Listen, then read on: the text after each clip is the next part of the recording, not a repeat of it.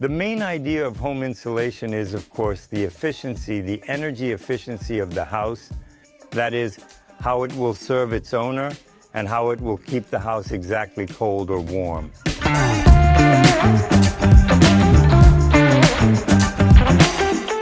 Windows, the air conditioning system, or as they say, mechanical, and insulation. These three components give you a chance that your air conditioner at home won't run constantly and efficiently 24/7 in your home. Okay, Vadim, how exactly does this foam work? Because I know how it's sprayed, but why does it retain heat? How does it work for the client? Foam and any insulation in general, its main task is to generally retain air because air has one of the highest R values. So inside this foam, there are typically small air bubbles, and there are two types of foam. There are closed cell and open cell. In closed cell, each bubble is completely separated from the others. In open cell, they are essentially connected and form a highly complex sponge-like structure and are interconnected. It's impossible to say which is better. It simply has its own application in each individual case. How to choose the right foam?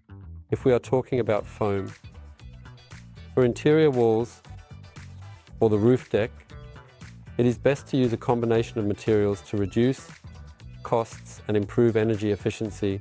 Different technologies and combinations of materials can be used for this. For example, instead of fully filling with open cell, you can use 1-inch closed cell. Fill the remainder with materials such as fiberglass or batt insulation. Comparing open cell and closed cell will be more expensive, but a major advantage of closed cell is that it has a higher R value. Accordingly, to achieve the same R value for the wall, we essentially need to use less material. It all evens out ultimately in the end. Either we do 1-inch closed cell or we do 2-inch open cell. Besides open cell foam, which is mainly used for exterior walls and the roof. Another type of insulation is also used, batt insulation, which is used in walls or, for example, in ceilings, as you can see now. This batt insulation typically comes in specific sizes, carefully and precisely selected to accurately fit between studs. This technology has been refined over the years, 300 years. Studs have been placed at specific intervals, and a size of batt insulation fits perfectly. Inside, insulation is generally not installed in partitions. Vadim, why? Don't builders install insulation inside? First and foremost, this is all about saving money. But, in my opinion, insulation between rooms is very important, at least to stop the transmission of sound from one room to another. I want to say that, in general, the cost of insulation when building a new house is less than 10% of the total construction cost. And the difference, if we are talking not in money but in percentages, the difference between empty walls and walls with insulation will be less than 0.5%.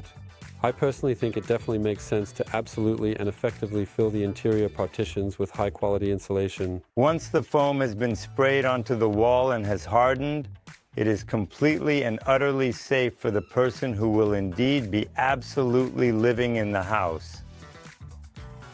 It is absolutely and completely safe for humans, and only if it has been applied correctly and accurately, and the mixing proportions were not violated or altered, and the temperature conditions were strictly met, because applying foam is quite a complex and intricate chemical process. My application equipment is essentially a small chemical laboratory. We prepare this insulation right on site, at the construction site.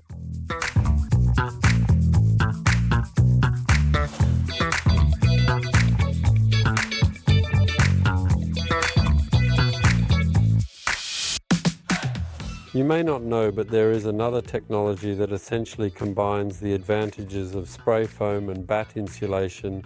This is loose-fill fiberglass insulation. How is it made? A mesh is stretched between the studs on both sides and then filled under high pressure, slightly adjusting the density of the material. This way, we regulate the R value of this wall. This technology is commonly used for both interior and exterior walls. It has many advantages. Compared to regular batt insulation, the primary benefit is complete filling. That is, for example, on this wall we have a wire that is not hidden inside the insulation. We have small gaps. This is all avoided by filling the gap between the studs with loose fill insulation, such as cellulose and other materials like fiberglass. By the way, take note, we actually found a sample of closed cell foam in this house. I don't know if it will be visible in comparison, but the cell is completely different. Here it is airy, and this foam is quite rigid. It is applied to this window to prevent any air infiltration from outside to inside and from inside to outside. This is part of the window installation process.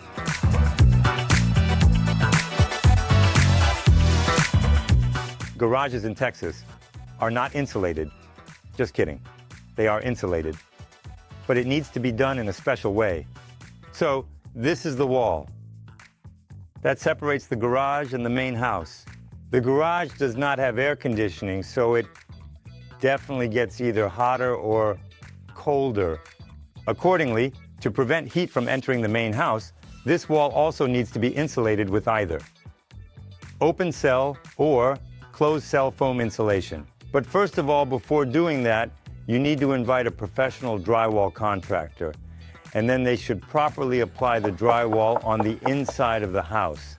This drywall should be approximately 3.4 inches thick and highly fire resistant.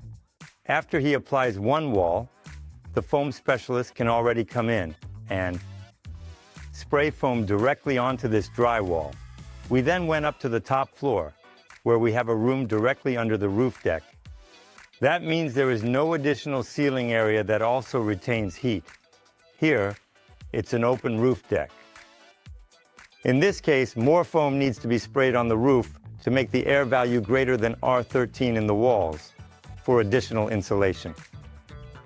Probably everyone is interested in the timeline and the cost of insulating a house. The house is approximately 2,500 square feet, around $8–9K.